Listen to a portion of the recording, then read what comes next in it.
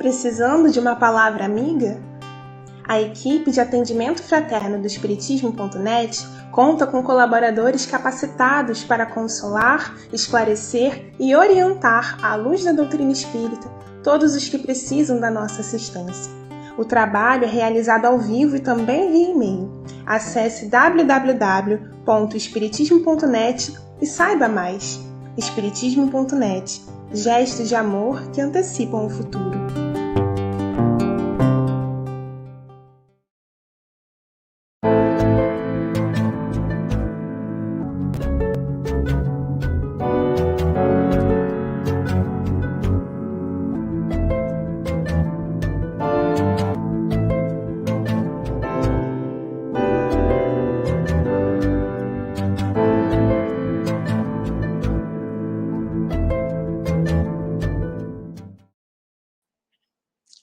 Olá, queridos amigos, muito bom estar aqui com vocês. Estou vendo aí a sala cheia, bonita, florida, né?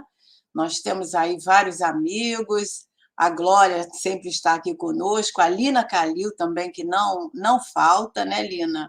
O Lúcio Flávio, que está aqui conosco nos bastidores, a Sheila Cristina, quem mais? Núbia Muniz, Lorita está lá também no Facebook. Então, minha gente, boa noite a todos. Cláudio Santos, muito bom encontrar vocês aqui em mais um estudo, né? Continuando aí o nosso estudo com Leon Denis, continuando esse capítulo maravilhoso que vem falar da reencarnação, né? Das vidas sucessivas. Mas antes de nós entrarmos no nosso assunto de hoje, nós vamos preparar os nossos corações, não é isso? Então, vamos ler uma mensagem que está no livro Atenção. É um livrinho antigo, né? E é uma mensagem de Emmanuel. E o nome é Compreensão e Vida. E diz assim: pesquisemos os próprios sentimentos e verificaremos quão difícil se faz a renovação íntima.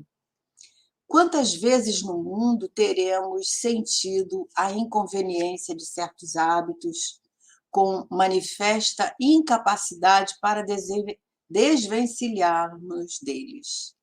Em quantas ocasiões sabíamos previamente quanto nos doeriam as consequências de determinadas ações infelizes, e a elas nos atiramos para nosso próprio sofrimento? Referimos-nos ao assunto para destacar o impositivo da intolerância. Ante os irmãos que te parecem afastados do caminho que a vida lhes marcou, não lhes condene a trajetória. Ao invés disso, auxilia-os através da providência que lhes consiga aliviar a carga das obrigações assumidas e com a boa palavra que lhe desanuvie o espírito atribulado. O remédio destinado à recuperação do corpo é o símbolo do amor com que nos será possível reajustar a harmonia da alma doente. O medicamento age dose a dose, o amor opera gesto a gesto.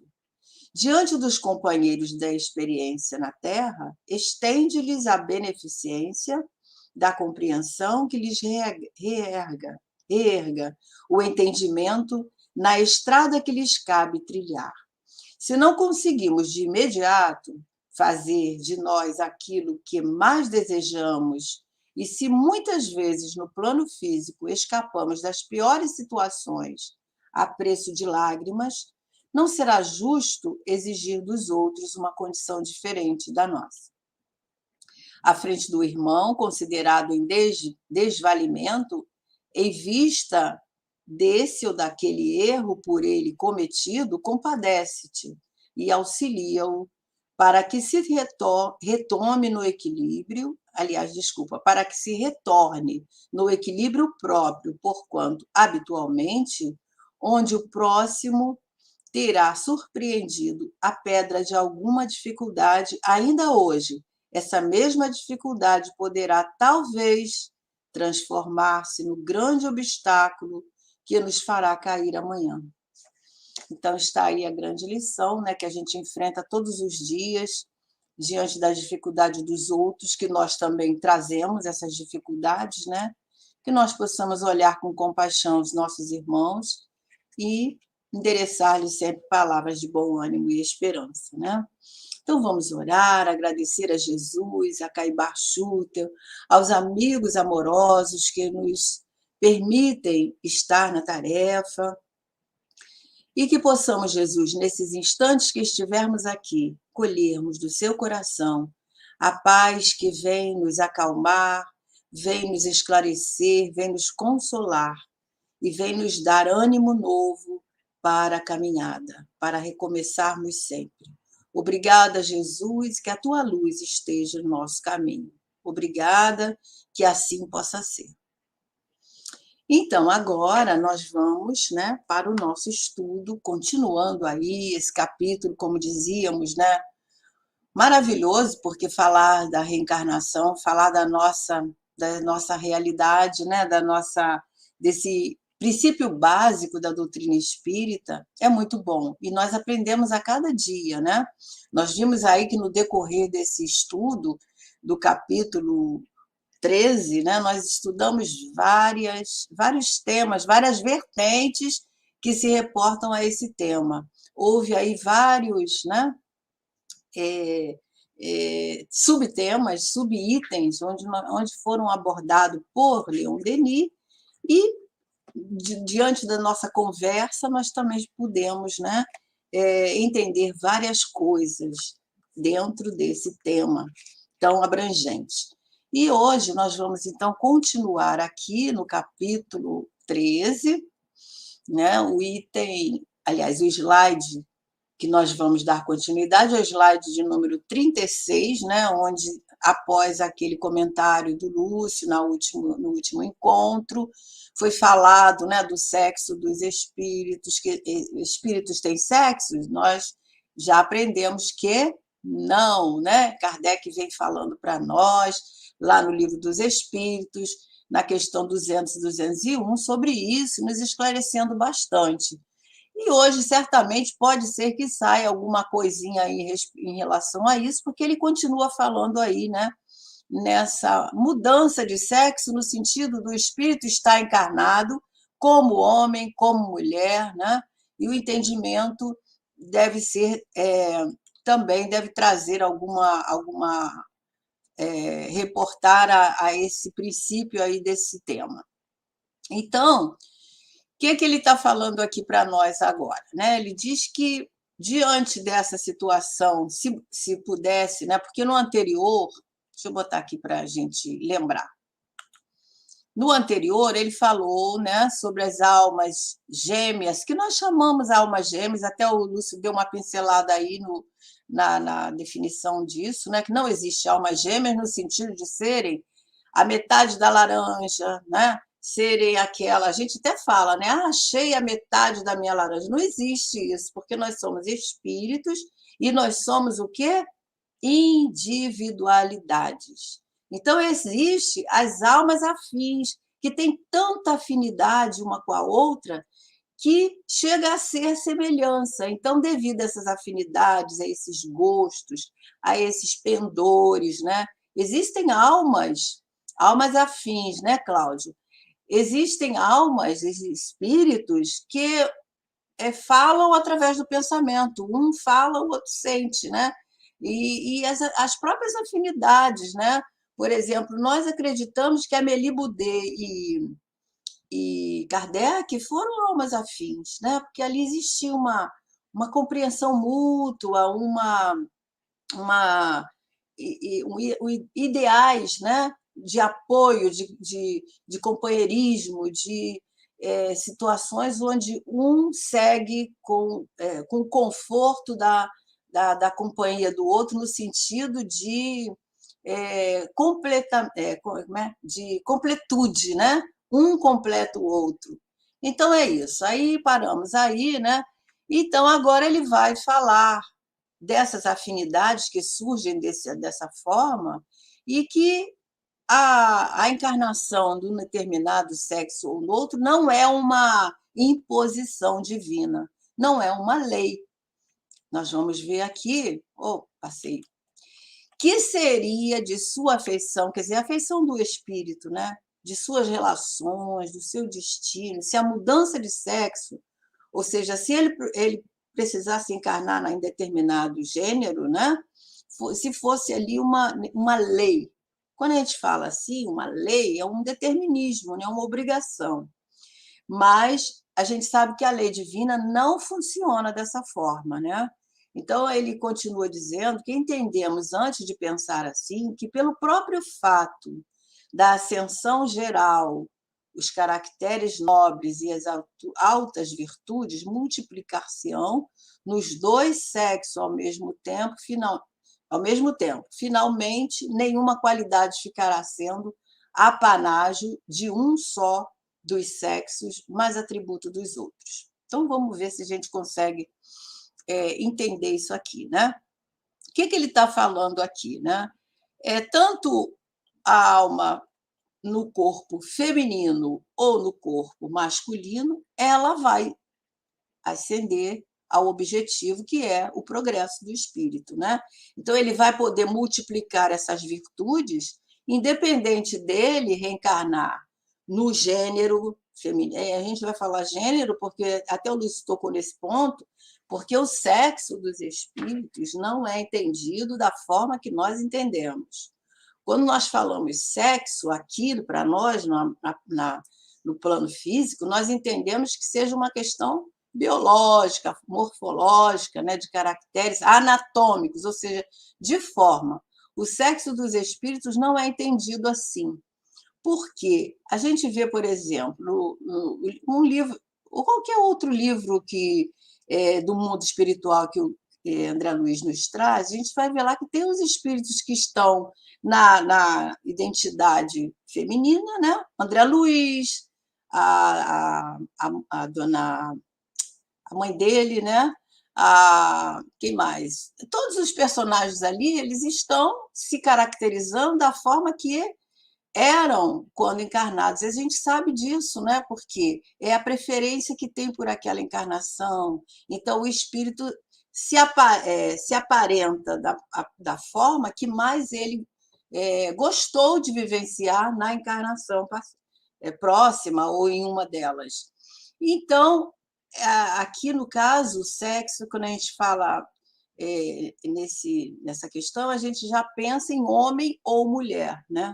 Mas ele está falando aqui na questão, quando a gente fala homem ou mulher, organização física, e o sexo dos espíritos, eles não têm sexo, porque são espíritos, o espírito não tem forma. O que dá forma é o perispírito, que é o modelo, né, organizador biológico. Através do perispírito é que nós distinguimos a forma, né?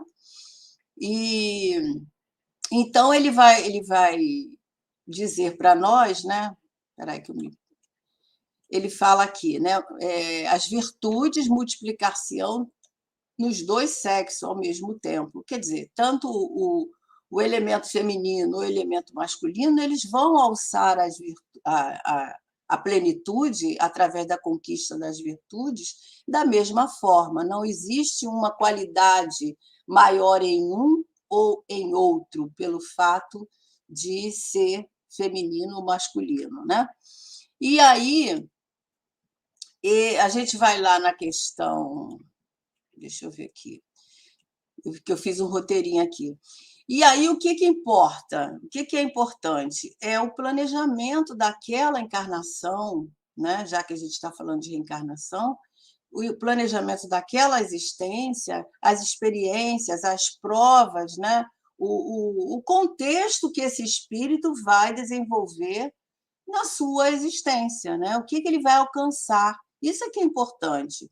Agora, se ele vai estar como homem ou como mulher, da mesma maneira ele vai evoluir, né? E abrindo parêntese aqui, nós nos lembramos, enquanto estávamos, Dona Laura, Lúcia está colocando aqui, Narcisa, Veneranda, né? Todos eles são espíritos femininos que estão ali se mostrando, né, como mulheres, né, e certamente Dona Laura foi a última encarnação dela, né, como Dona Laura, e tanto que ela vai reencarnar novamente, termina o livro com essa despedida dela, vocês devem lembrar, né, que ela ia reencarnar para, na fase adulta, se casar com o mesmo espírito que foi o pai do André Luiz, né? Então, o sexo em si, ele precisa aqui na Terra para quê? Para reprodução, para a lei de reprodução, por isso que tem necessidade de ter esse gênero, né?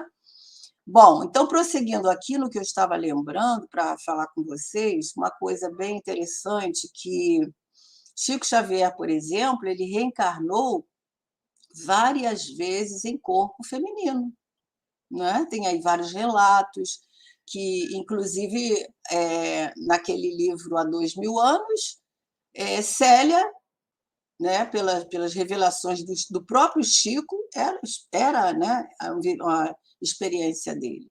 E o Arnaldo Rocha, ele tem um livro que é Recordações, está até aqui na minha mesa, que eu deixei aqui, que eu anotei umas coisas, Chico, Diálogos e Recordações, de Carlos Alberto Braga Costa. É o próprio Arnaldo Rocha contando, numa conversa, né, em diálogos, em conversas com o Chico, ele relembrava, ele tinha essa possibilidade de relembrar várias das suas existências, e é muito interessante.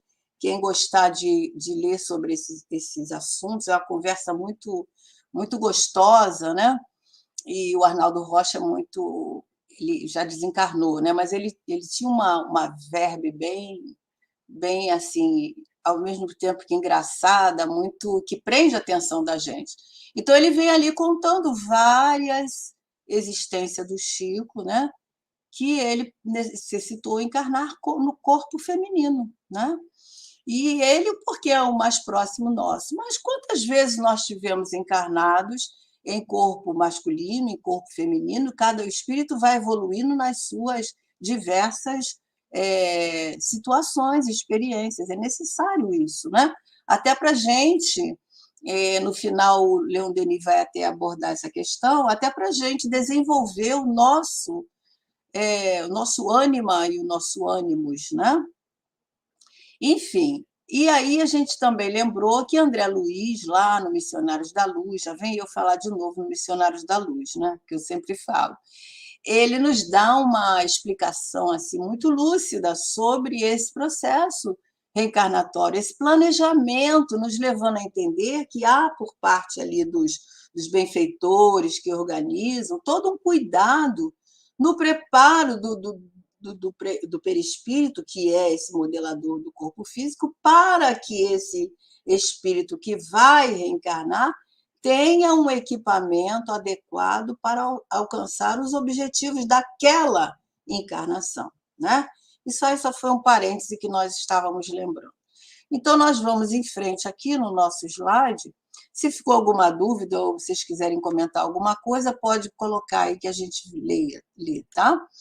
Então, ele fala que a mudança de sexo poderia ser considerada como um ato imposto pela lei, né? Pela lei de justiça e reparação, num único caso. Então, ele disse, lá no anterior, ele disse que não é uma lei, mas agora ele está falando que podia ser se fosse nessas circunstâncias aqui, que é bem atual, né?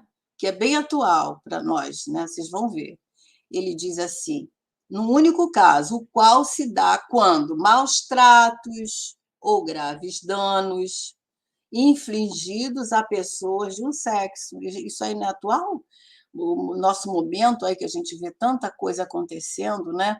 No caso aí dos feminicídios, no caso das situações graves que nós vemos na mídia, e todos os dias não são um caso, não é um caso, são vários, né? Então a lei é severa. Então nesse caso aí é lógico que há a necessidade, às vezes, daquele espírito passar por determinada experiência, se ele é um homem, né? Ele vir como mulher, e se é uma pessoa que maltrata, que comete crimes, porque hoje isso é crime, né? vir numa situação assim, mas não por uma questão, um determinismo, a questão da necessidade daquele espírito passar por determinadas situações que ele mesmo criou. Não é Deus que vai castigá-lo, mas a própria lei de causa e efeito vem, né, mostrando ali uma necessidade de ser reparado aquele erro. Mas a gente sabe também que existem muitas formas de reparação, né? Não é uma regra isso. Então, em cada reencarnação, nós vamos vivenciar as situações, as experiências, né, criadas por nós mesmos como consequência daqueles atos, né, que nós praticamos. E isso a gente sabe que é um sentido de justiça, não é castigo, né? Vai ter que haver reparação. Então, quando nós infringimos uma lei, no plano físico, por exemplo, o que acontece? Existe uma multa, dependendo da gravidade, existem situações mais, né, de punições. Então, vamos ter, diante da lei divina, que a tudo percebe, nós vamos ter que reparar esse erro. Então, nesse caso, pode haver uma necessidade desse espírito vivenciar situações semelhantes a que ele praticou, no sentido de quê? De educativo, de reparação mesmo àquele outro que foi que foi ali, que experienciou aquela dor, aquela situação, né? E ele vai continuar esse mesmo raciocínio no outro, dizendo sobre a pena de talião, né? Não rege, porque no caso aqui, se há vamos dizer que se a gente entende como sendo uma regra, seria a pena de talião, né? Que a gente sabe que ele fala aí, né? Não rege, não é assim que acontece. Com ferro fere, quem com ferro fere, com ferro será ferido. Mas existem muitas maneiras de Deus nos oferecer essa reparação, né? Nós não temos o conhecimento da lei, como é que, né? Como Deus vai agir. Nós temos exemplos de situações semelhantes que a gente sabe, né, que aconteceu determinadas situações e que o espírito vai reparar essas questões. E aí ele fala, então, que a pena de talião não rege, como mais adiante veremos, de maneira absoluta o mundo das almas. Existem 1000 formas de fazer a reparação, de se fazer a reparação e de se eliminarem as causas do mal, não é isso? Isso que nós falamos, né? Então, Deus está atento a tudo e Deus é sábio, é amor, é misericórdia, né? Deus jamais age de maneira que nós possamos entender como castigo, né? Deixa eu ver o que a Lina está colocando aqui. Deixa eu só acabar de ler aqui desse slide. A cadeia onipotente das causas e dos efeitos desenrolam-se em 1000 anéis diversos, ou seja, de 1000 maneiras. A gente vê aí nos livros, né, os relatos, as dores, o próprio Céu e o Inferno, né, Céu e o Inferno, né, livro da codificação, ele traz ali vários casos, né, que a gente sabe que são casos graves, casos dolorosos, tem ali os casos de criminosos arrependidos, né, de pessoas que cometeram atos nefandos, mas a lei de Deus é severa, mas não é punitiva. Ela corrige, né? Ela dá outra oportunidade. Daí a reencarnação, né? E daí também as expiações. A gente vê expiações dolorosíssimas, né? Bom, então vamos por parte aqui, a Alina colocou aqui antes, né, que ela diz, então podemos bem compreender os porquês de o espírito não ter a identidade do sexo. exceto quando houver o processo reencarnatório para enfatizar os objetivos deste. A identidade do sexo, Lina, é só enquanto encarnados, né? O espírito, em si, ele não tem sexo, ele vai reencarnar.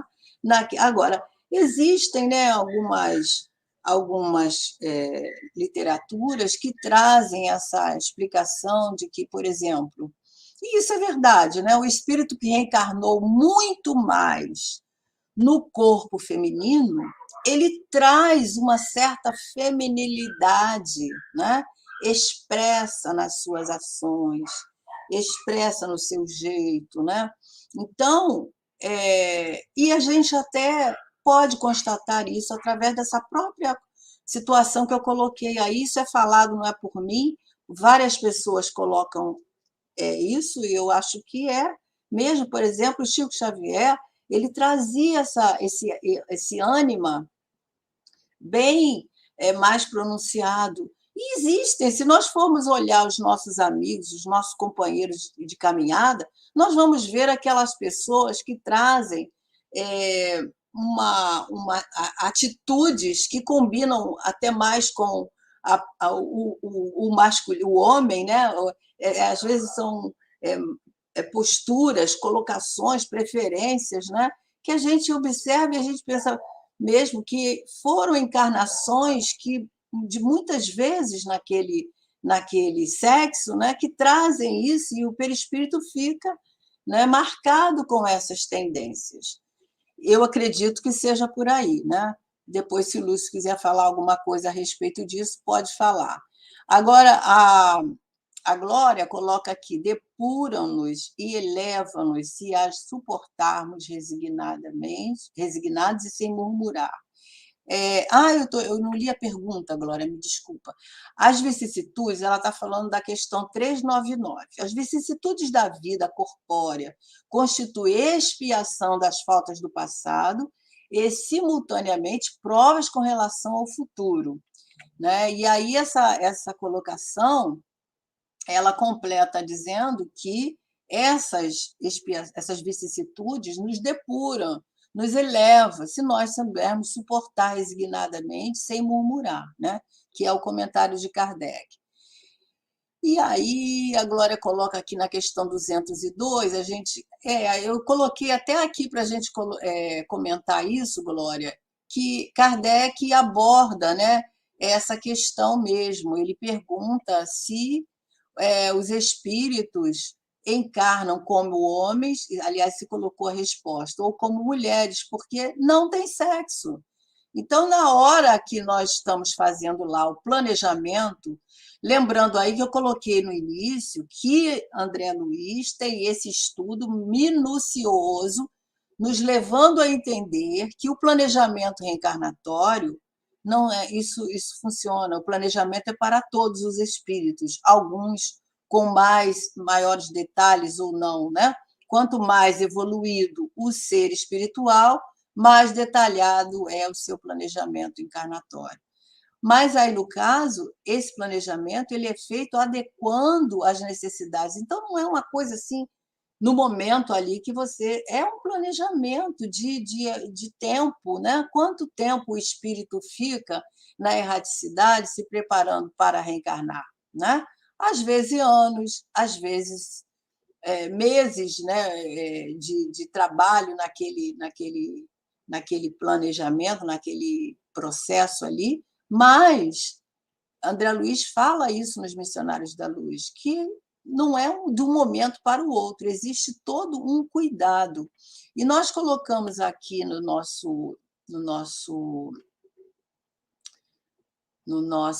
roteirinho, né, sobre essa questão que a Glória nos trouxe, né, porque é muito importante nós sabermos isso. Ele é uma necessidade do espírito, a encarnação, a necessidade do espírito. Mas se vai encarnar como homem ou como mulher, vai depender das injunções reencarnatórias, né? Das situações do meio. A gente viu nesse estudo ao longo desse período que a gente está estudando aí com os outros companheiros, que o que agrupa os espíritos é o quê? A afinidade. Então, geralmente, os espíritos nascem no mesmo lar, na mesma família, no mesmo grupo, né? Aonde eles vão desenvolver aquilo que necessitam para a sua caminhada. Então, isso é muito importante nós refletirmos para nós entendermos essas questões. Muito bem. E a Glória ainda coloca aqui, né, colaborando aqui, como cada posição social lhes proporciona aprovações, né, deveres especiais, ensejo de ganharem experiência, tudo isso, né? A Lina está falando aí desse mesmo modo, são almas diferenciadas, sim. E o Cláudio, coloca também aqui sobre a lei de Talião, ele nos traz aqui uma colaboração, dizendo que entrou gradativamente na história como o início da substituição da pena, sendo inclusive considerada por alguns como precursora da responsabilidade civil no direito do romano. Bom, eu não vou discutir sobre isso porque eu não entendo muito bem sobre política, né? Então, aí a questão dos direitos e tudo bem, a gente entrar por um caminho aí bem que eu teria que estudar para falar com você, viu, Cláudio? Mas fique à vontade, tá? Para a gente, se quiser desenvolver isso depois, a gente também pode estar conversando. No que se reporta aqui ao nosso estudo, né, ele fala aqui de uma hipótese também, ele fala objetar-nos-ão, talvez, diante disso, né, ele está falando da questão da pena de talião, da lei, né, a lei de causa e efeito, né, das formas de reparação. Então, ele fala, objetar-nos-ão, talvez, que seria iníquo coagir metade dos espíritos a evoluírem no sexo mais fraco. E aqui essa questão do sexo mais fraco, ele está se reportando com quem é o sexo mais frágil, né? Entendido aí como o Cláudio está levantando aí essas questões, a gente pode também, né, estar relembrando dessa parte que é a mulher, que é tida como sexo frágil, né? Então ele diz, né, que seria iníquo coagir metade dos espíritos a evoluírem num sexo mais fraco e bastas vezes oprimido, humilhado, sacrificado por uma organização social ainda bárbara. Ou seja, poderíamos pensar, vamos dizer que ele está dizendo com essas palavras, né, que seria justo esses espíritos que assim agem serem obrigados a encarnar num sexo mais fraco, né, várias vezes, para ser oprimido, humilhado, sacrificado. A gente sabe que a lei divina ela não funciona dessa forma, né? Porque a lei divina ela é uma lei que tem a justiça, mas ela também é uma lei de amor, né? Apesar de que essa situação, como nós dissemos, é uma situação atual dos nossos dias, parece que Leon Denis está vendo os nossos dias hoje, porque quantas pessoas estão envolvidas nessas questões aí, né, como dissemos, todos os dias nós vemos notícias a respeito, né, homens que matam as suas companheiras, que cometem crimes, né, horríveis, que nos chocam, né? E nós sabemos que isso não é um caso esporádico, como a gente já falou, todos os dias são trazidos nos noticiários.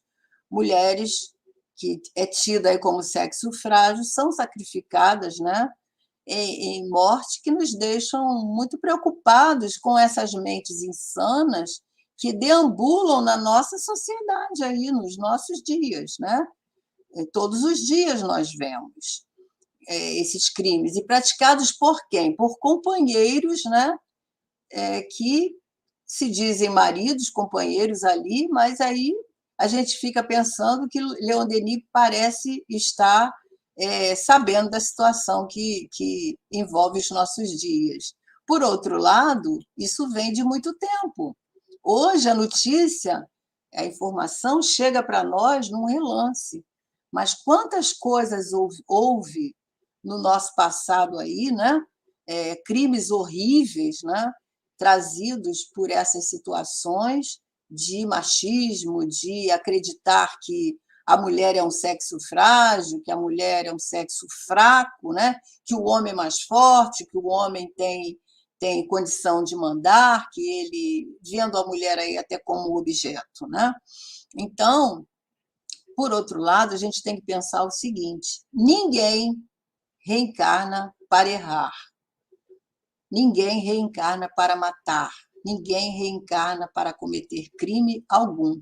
Então, essa ideia aqui que ele coloca, né, de pensar que essas pessoas deveriam reencarnar como mulheres, né, para passar pelas mesmas situações e para enfrentar essa organização social que nós vivemos. Mas ninguém reencarna para cometer esses crimes, né? A lei divina nos oferece quantas oportunidades forem necessárias para nós nos recuperarmos, nos reeducarmos, porque existe todo esse processo educativo, possivelmente vivenciado pela dor, não é? Porque daí a gente vê encarnações dolorosas, né? Expiações, né? Mas a lei, a gente tem que saber que a lei é de amor. E aí ele vem nos lembrando, nesse parágrafo de baixo, que essa situação é um estado de coisas que tende a desaparecer dia a dia para dia. Para quê? Para dar lugar a uma igualdade futura, quando nós tivermos mais evoluídos moralmente, né? Quando houver a educação moral, que essa educação moral ela está acontecendo. Nós vemos nos dias de hoje quanta mudança existe, a gente não pode ver só o lado ruim, né? A gente vê quanta coisa boa a mulher tem feito, quantas mulheres, né, estavam aí à frente de projetos, de situações que trouxeram evolução para o planeta, né? E aí a gente lembra muitas delas que atuaram aí como mulheres, não de sexo frágil, mas mulheres fortes, mulheres guerreiras, mulheres vitoriosas, né? E esse aperfeiçoamento moral e social só vai acontecer quando nós nos educarmos moralmente, quando nós realmente estivermos entendendo que a lei de progresso ninguém pode obstar, né? Como é que isso vai acontecer? Através da educação moral do homem. E daí a importância de nós conhecermos a lei divina, conhecermos a necessidade do progresso do espírito para nós estarmos atentos, mas, independente do espírito saber sobre isso, ele vai evoluir, né? Ele vai ter as oportunidades de progresso. Daí o que nós falamos a respeito das expiações, as provas acerbas. A gente sabe que espíritos endividados, né, encarnam com situações difíceis, encarnações dolorosas, né? Por quê? Vivenciando esse erro do passado. E no próximo slide ele vai falar sobre isso, né? Ele fala aí, olha, quanto às dores do passado, sabemos que não ficam perdidas. Então, aqueles que causaram as dores ao outro, ao companheiro, à esposa, ao esposo, que mataram, que transgrediram a lei, essas dores causadas não vão ficar no esquecimento, não vão ficar perdidas. E o espírito que sofreu, diz Leon Denis, sofreu iniquidades sociais, sofreu a indignidade, na sua dignidade, né? Ele colhe, pela força da lei do equilíbrio, né? E compensação, o resultado dessas provas, dessas provações que passou. Então, tanto um quanto o outro vai ser revisto, né? a sua experiência, né? Vai ser observada, vai ser avaliada, vai ser reparada da forma que nós sabemos que Deus está atento a tudo, né? E continuando aqui a nosso slide, né, ele fala: o espírito feminino, dizem-nos os guias, quer dizer, os amigos espirituais nos dizem que o espírito feminino ascende com voo mais rápido para a perfeição. Novamente, a questão do ânima, né? Porque ele está falando aqui do elemento feminino, que isso está onde? Na alma. Ele está falando da feminilidade, da sensibilidade, do ânima, que é aquele teor feminino que existe no espírito. O ânima e o ânimo. Jesus falou sobre isso. Jesus tinha os dois, né? Joana de Ângeles usa muito esses termos, que são termos junguianos. E todos nós temos esses dois elementos, conforme nós falamos. Nós estamos num corpo feminino, uns são mais femininos, existem mulheres que estão num corpo feminino e que têm uma sensibilidade mais, né, vamos dizer assim, não mais masculina mesmo, né, mais razão, mais, né? Mas aqui ele fala, né, que esse elemento feminino tem os espíritos informam sobre isso, né? Que ascende com o voo mais rápido para a perfeição. E aí ele vem falando, né, do papel da mulher. E a Glória já está adiantando aqui, nós também tínhamos separado essa questão, né? E vamos aproveitar que ela está colocando aqui, de onde provém a inferioridade moral da mulher em certos países. Mas eu separei, não era 818, não, era 801, acho que. Eu vou abrir meu papelzinho aqui. Do predomínio injusto e cruel que sobre ela assume o homem, né? Porque o homem tem essa tendência, né, trazida de séculos atrás. Leon Denis vai falar aqui, né, quando a gente separou aqui desse papel da mulher, lá no livro No Invisível, ele fala sobre isso, né? E a Glória coloca aqui que é o resultado das instituições sociais, do abuso da força sobre a fraqueza, por isso que a mulher é chamada de sexo frágil, porque o homem se sente forte, claro, né? Ele encarnado num corpo masculino, num gênero masculino, a tendência é ter um corpo mais musculoso, com maior força aparente, né? Enquanto que a mulher, sem os músculos, tem a menor força. Então, é visto dessa forma, no ângulo físico. Mas essa fraqueza, né, ou fortaleza não quer dizer que está na sua alma, está na sua fragilidade física, né, na sua fortaleza. Entre homens moralmente pouco adiantados, a força faz o direito, não é isso? Então, quantas pessoas aí usam, né, as lutas para se defender, né, achando, as mulheres também já foram buscar as lutas para se defender, mas isso tudo no âmbito físico, porque a gente, às vezes, não tem como lutar contra a questão física do outro, né? Então, é preciso entender que, no âmbito espiritual, essa coisa de fraqueza ou de fortaleza não existe, né? Somos todos iguais. E aí ele fala aqui do papel da mulher, que eu achei essa parte a melhor parte, né, desse estudo. E separei aqui no livro No Invisível, não quis colocar aí no slide para vocês, não, porque é até um pouquinho longo e ia aumentar muito. E aí ele vem falando no livro No Invisível, né, que é de Leon Denis, ó, a capa é antiga, já tem outras edições mais novas, né? E ele vem lembrando justamente isso que a Glorinha está colocando aí.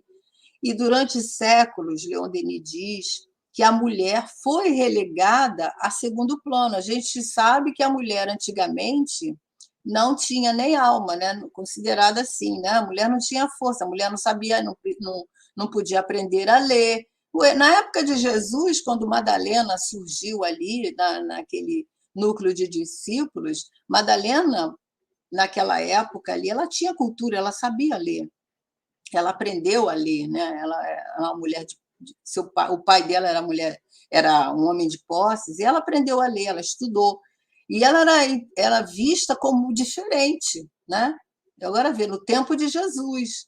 E isso foi por muitos séculos que a mulher não saía de casa, a mulher não podia, não, só era voltada para as prendas do lar, né? Trabalhar, isso tem poucos séculos que a mulher trabalha, né? Poucos anos. Não me lembro aí quando, de repente, o Cláudio pode informar o Lúcio, quando que a mulher começou a trabalhar, eu não fui buscar essas informações, mas me veio aqui agora. Então, a mulher não trabalhava fora, né? E quando ia trabalhar fora, tinha que ter autorização do marido, né? Então, era um poder total na vida da mulher, regia a vida da mulher. A mulher era submissa. Então, Leon Denis vem falando isso, que a mulher foi relegada para o segundo plano, menosprezada, excluída do sacerdócio. Lembram da vida de Joana de Ângeles, quando ela vai... Porque o trabalho no lar sempre teve e é bastante pesada, né? Pois é. Até hoje, né, Lúcio? O trabalho no lar deve ser reconhecido porque é um trabalho, ó, de grande porte. E, e aí a gente lembra lá de Joana de Ângeles, naquela encarnação como Sora Joana Angélica, que ela vai para o convento vestida de homem, vocês lembram disso? Porque não era permitido que a mulher estudasse, não era permitido a mulher ali no sacerdócio, e ela enfrenta essa dificuldade, né? Por uma educação acanhada, né? Pueril, supersticiosa, a manietaram, quer dizer, manipulavam. Ela não tinha vontade livre, né? Suas mais belas aptidões foram comprimidas, conculcado e obscurecido seu caráter. A situação da mulher na civilização contemporânea é difícil, não raro dolorosa. Nem sempre a mulher tem por si os usos e as leis. Mil perigos a cercam. Se ela fraqueja, se sucumbe, raramente se lhe estende mão amiga. Não é mesmo? Quando, há poucos anos, há poucas décadas atrás, uma mulher, por exemplo, separada, né? Uma mulher que o casamento não ia bem, se separasse, era comentada, era falada, né? Pela sociedade. Se tornava vulgar. E aí ele fala que a corrupção dos costumes fez da mulher a vítima do século.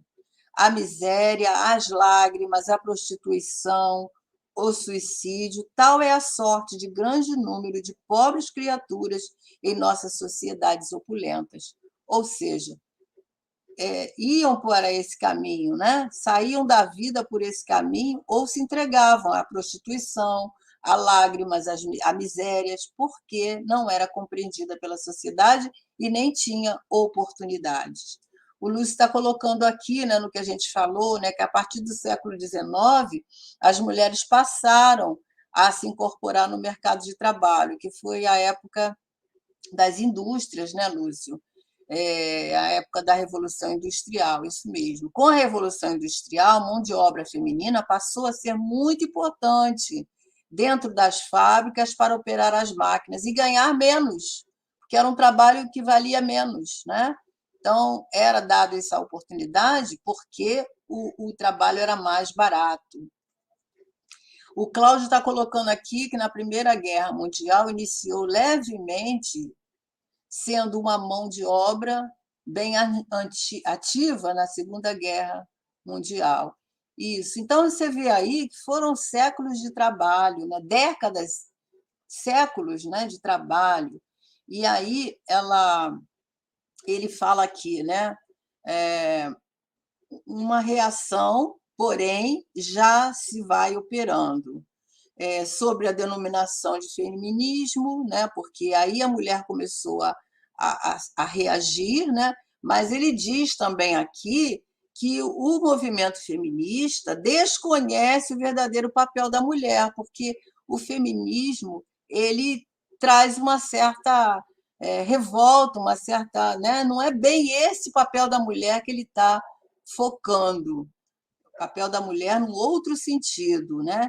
E esse movimento tende a transviá-la do destino que lhe está natural, né? Normalmente traçado, mas normalmente traçado. O homem e a mulher nasceram para funções diferentes, mas complementares. Olha só, funções diferentes, mas que uma complementa a outra. E, em relação a isso, a Narcisa vai nos dizer aqui no livro Nosso Lar, no capítulo 20, né, que ela estava desejando colher valores educativos que fluíam naturalmente ali na conversa entre ela e o André, né? Ele pergunta para ela, né? Desempenhando tantos deveres, porque a gente sabe que a dona Laura era uma mulher ativa ali, né? Naquele trabalho ali. E aí ela fala assim, ele fala, né? A senhora ainda tem atribuições fora de casa? Isso lá no mundo espiritual, viu, gente? E aí ela diz, sim, vivemos numa cidade de transição. No entanto, as finalidades da colônia residem no trabalho e no aprendizado. As almas femininas, aí a questão da alma feminina, né? As almas que estão lá no caráter feminino, aqui assumem numerosas obrigações, preparando-se para quê? Para voltar ao planeta ou para ascender a esferas mais altas. E aí o André fica surpreso, né? E fala, mas a organização doméstica em nosso lar existe, né? É idêntica na Terra? E aí ela diz, né? O lar terrestre é que de há muito se esforça por copiar nosso instituto doméstico, quer dizer, aqui que nós nos espelhamos lá. Então ela diz que, mas os cônjuges por lá, com tantas exceções, estão ainda a moldar o terreno dos sentimentos, estão ainda a construir esse terreno dos sentimentos, invadido pelas ervas amargosas da vaidade pessoal, né? Do orgulho e tudo mais, do egoísmo.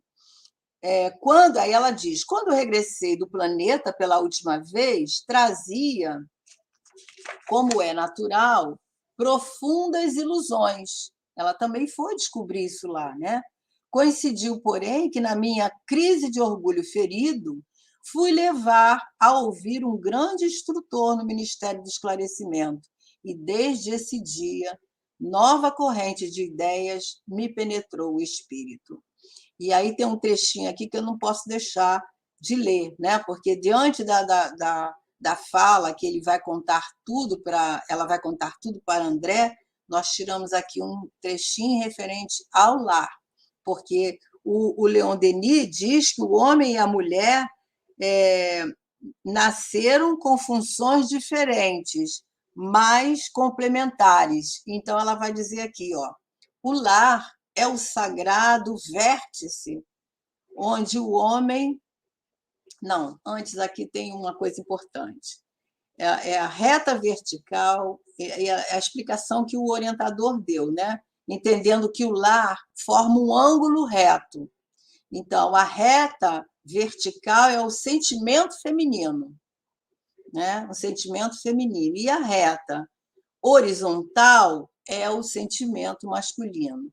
Ali onde né, forma o vértice, a união dessas duas retas.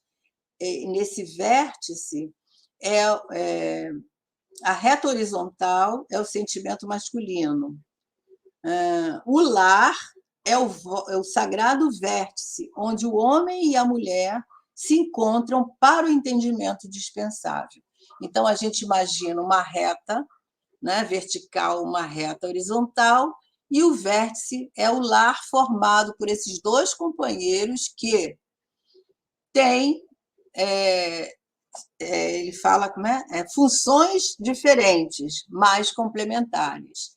Então, a grande responsabilidade do homem, da mulher, na formação dos filhos, né? Porque o lar é que vai dar origem a essa família, a esses espíritos que vão reencarnar para formar essa humanidade.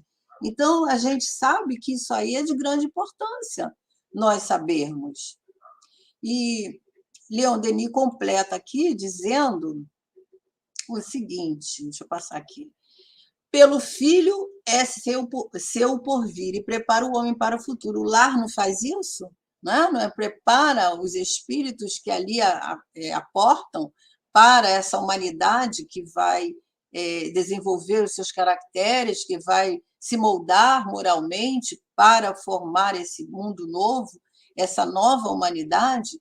Então, ele diz, por isso as sociedades que a deprimem a si mesmo, deprime a família, né, que a família está em extinção, deprime a mulher, né, que a mulher é o sexo frágil. Então, não entenderam o papel da mulher nem do homem, do ser espiritual no mundo, a encarnação, a existência, por que nós encarnamos, por que nós estamos aqui, qual o objetivo da nossa encarnação, né? Tudo isso é de grande importância nós sabermos, para que possamos desenvolver o nosso senso moral, né? Então, ele diz, a mulher respeitada, honrada, de entendimento esclarecido, é que faz a família forte e a sociedade grande, moral, unida. Então, veja aí a função do lar, veja aí o papel da mulher, né?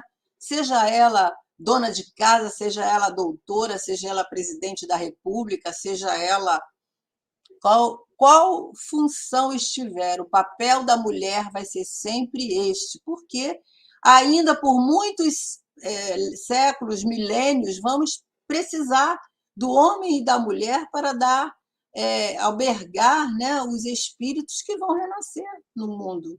Seja aqui, pelo menos aqui na Terra, nós sabemos que esse é o processo utilizado. Nos outros mundos, nós não sabemos, mas a importância da mulher, né? Ser a co-criadora de Deus, ser aquela que está colaborando, né? Então, o papel da mulher, a função da mulher no mundo, ela deve ser conhecida por nós. Muitos de nós falamos da igualdade, né, do homem e da mulher, mas nós não atentamos para o verdadeiro papel da mulher. Não é ser dona de casa, mas é ser esse ser respeitado pela sua condição feminina de trazer ao mundo os homens, né? De trazer ao mundo os filhos de Deus, né? Que são os espíritos, e ser honrada por esse entendimento do verdadeiro papel, né? Bom, eu perdi a opção de coisas aqui que vocês colocaram, mas eu não vou deixar de falar. A Glória coloca aqui a questão das funções que a mulher é destinada. As funções que a mulher é destinada pela natureza terão importância tão grande quanto as deferidas ao homem? O que vocês acham, né? Aí, olha só o que os espíritos dizem. Sim, e até maior. É ela que lhe dá as primeiras noções da vida, é a mulher que traz, né, o filho no seu ventre, desde o ventre o filho está absorvendo, né, o sentimento, a emoção, os bons pensamentos, né? A gente vai ver isso lá da encarnação de Sigismundo, lá no capítulo 13 do meu livro amado, Missionários da Luz, né? Que eu adoro esse livro, e vou sempre falar. Então, ele está lá dizendo, né? Depois que há a união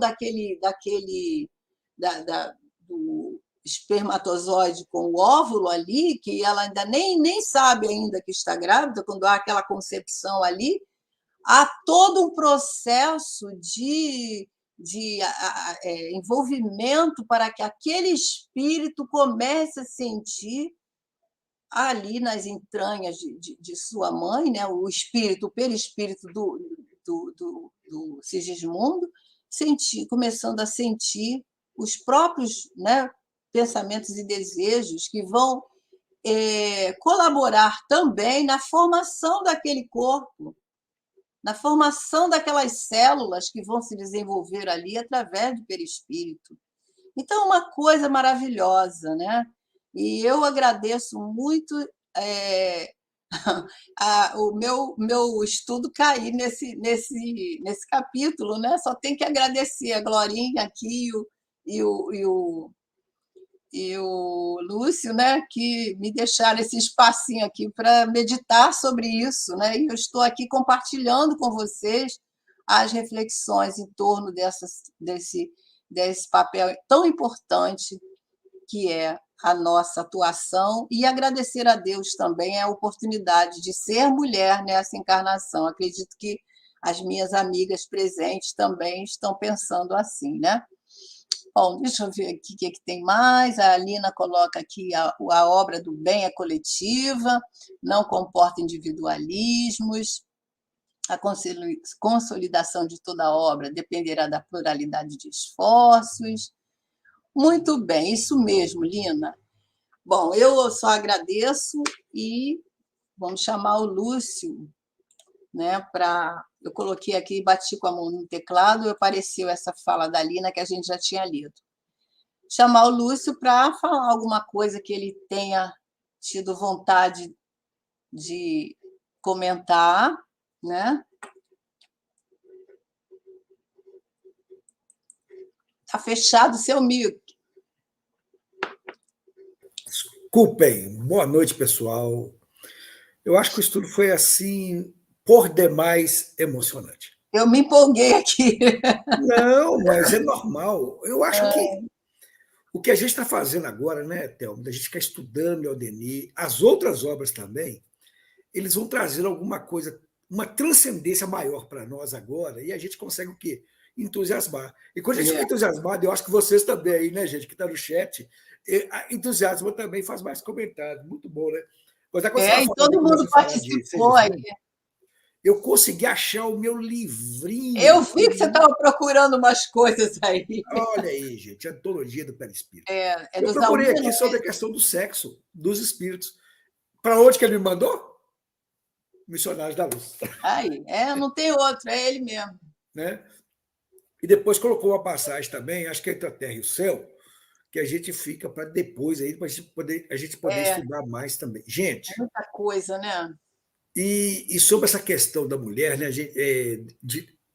para trás ser tão desvalorizada, é uma questão ainda para nós que ocupamos um corpo masculino, de animalidade. Porque nos animais tem um macho dominante. Tem. Poucas espécies têm a fêmea dominante, poucas. Exemplo, a hiena, né? A hiena é a que manda a fêmea, não é o macho, né? Mas as outras, a grande maioria dos outros é o macho dominante. Então, isso aí, o que aconteceu? A gente traz isso com a gente lá dos resquícios do início do processo evolutivo, né? É o primitivismo, né, Lúcio? O nosso cérebro é reptiliano, né? A origem lá do início, que faz isso. Mas que bom que a gente vai desenvolver, né? A sensibilidade nossa passa a enxergar melhor, com mais sensibilidade, o grande papel que as pessoas de sexo feminino têm na sociedade. Não estou colocando só em casa, não, gente. Aqui em casa, aqui, eu estou falando com você que trabalho na área difícil, porque aqui em casa hoje eu que estou fazendo almoço, eu que arrumo cozinha e tal. Né? A vida de aposentado é assim, né, gente? A gente ajuda, tem que ajudar. Isso aí. E que bom, né? E que bom que a gente fala assim, nossa, né? Trabalhava para caramba, eu nem reconhecia. Eu estou passando para frente agora, gente. Aprendendo agora. E como é bom a gente aprender a compartilhar as atividades até dentro do lar. Como é bom a gente ensinar isso aos nossos filhos. É um treino, né? Assim como Dona Laura está falando aqui, né? Que na espiritualidade os espíritos treinam para encarnar, nós também treinamos aqui para a próxima encarnação, nós estarmos sendo mais solidários, né? Sem dúvida. Mais parceiros. Eu acho como diz Caibá Schutter, né, numa das lições dos livros dele, quando a gente está encarnado, nós estamos nos preparando para a vida no plano espiritual. Quando nós estamos no plano espiritual, tal qual você citou o exemplo da Dona Laura, a gente vai se preparando para voltar para a carne. Porque nós temos muita coisa que fazer ainda, gente. Muita coisa. Muito a aprender, né? Muito a aprender ainda. Isso. E o planeta, né? A gente precisa levar a mensagem de Jesus com as luzes da doutrina espírita para todas as regiões do planeta, né? Aí, como diz lá naquele estudo lá da Amélia Rodrigues, né? A questão do fim do mundo, né? Naquela época o fim do mundo era pequeno, né? Hoje o mundo ficou pequenininho com esse telescópio aí, que a gente fica pensando assim, nossa, tem que levar essa lição para o universo onde for possível. Né? A Lina está colocando aí, né? Que os erros dela também falam, gente, mas isso é natural hoje. Mas na minha época, quando era meu pai, não era não. Já chegou gente aqui, gente, visitando aqui minha casa, e eu tenho um dia aqui fixo, que é o dia de eu fazer a faxina nos banheiros. E eu falo com minha mulher, você não vai fazer faxina aqui não, quem faz sou eu. Porque o banheiro ficou jóia depois da reforma, gente. A água cai pro ralo, o rejunte é pouco, porque o piso é grande, né? A gente conseguiu fazer isso aqui. Então, não, isso aqui eu faço, que para mim é muito tranquilo de fazer. Gente, a pessoa fala assim, mas não fala baixo. Fala baixo por quê? Não tem vergonha disso? Não, estou falando com vocês aqui para a internet toda agora ouvir. Quem está ouvindo agora que vai ouvir depois. Vergonha de nada, vergonha de ser companheiro, de ser colaborador, né? É uma sociedade, a nossa casa é uma sociedade. É o que a gente está aprendendo, né? E essa lição que o Leoneni trouxe para a gente, né? Vai continuar semana que vem, né? Vai continuar. Sequência aí, tem coisas maravilhosas para frente, gente. Eu acho que nós, como espíritas, né, como estudantes dessa doutrina que vem nos abrir os olhos, vem nos acordar, a gente tem mais é que não ter vergonha de nada. Né? Nós estamos aprendendo para amanhã. Não sabemos como é que vai ser o nosso amanhã, né? Mas desejamos que seja o melhor possível. Então, vamos fazer hoje. A Lina está colocando ali, né? Verdadeiro dono de casa. Ô, Lina, minha esposa tem fibromialgia. E aqui Ouro Branco é frio. Então, eu tenho que pegar as coisas e eu faço o quê? Para colaborar. Isso mesmo. Para que ela vai sentir dor se eu posso fazer? Outra coisa, né? A gente, quando aposentar, vou ficar assistindo televisão, perdendo tempo? Não, fazer coisa útil. Vou cuidar da minha hortinha, vou cuidar do meu jardim, jogar comidinha para os passarinhos que vêm aqui me visitar. É tão bom, gente, né? Aproveitar. É muito bom essa harmonia, né? O lar fica tão mais gostoso, o ambiente bom, é muito bom. Construir harmonia no lar para se refletir lá fora. Isso mesmo. É isso, gente. É trabalho nosso. Verdade, isso mesmo. Mas, enfim, viu, Thelma, gratidão aí. Eu que agradeço, né, a oportunidade da reflexão, foi muito bom. E vou te convidar. Que daqui a pouco, 21h30, temos os mensageiros aí com a Sueli Gimene, vai complementar aquele capítulo lá das instruções, né? Aquela conversa interessante lá de André Luiz com Aniceto e com Alfredo, época de guerra, né? Então tem muita lição ali a gente aprender. Muito aprendizado. Quem sabe a gente passa para outro capítulo, não sei. Né? Mas, enfim, ficam todos já convidados. Faz a prece para a gente? Faz a prece para a gente? Claro, com certeza. Estou falando demais também. Agora eu olhei para a hora que eu assustei. Esse assunto deixa a gente animado, né? Isso. Isso aqui também, né, gente? Isso aqui é um trabalho de cooperação. Né? Isso mesmo. A Glória faz os slides, faz os estudos. Nós estamos aqui só aproveitando, estudando um pouquinho mais para poder falar com vocês. Então vamos lá, né?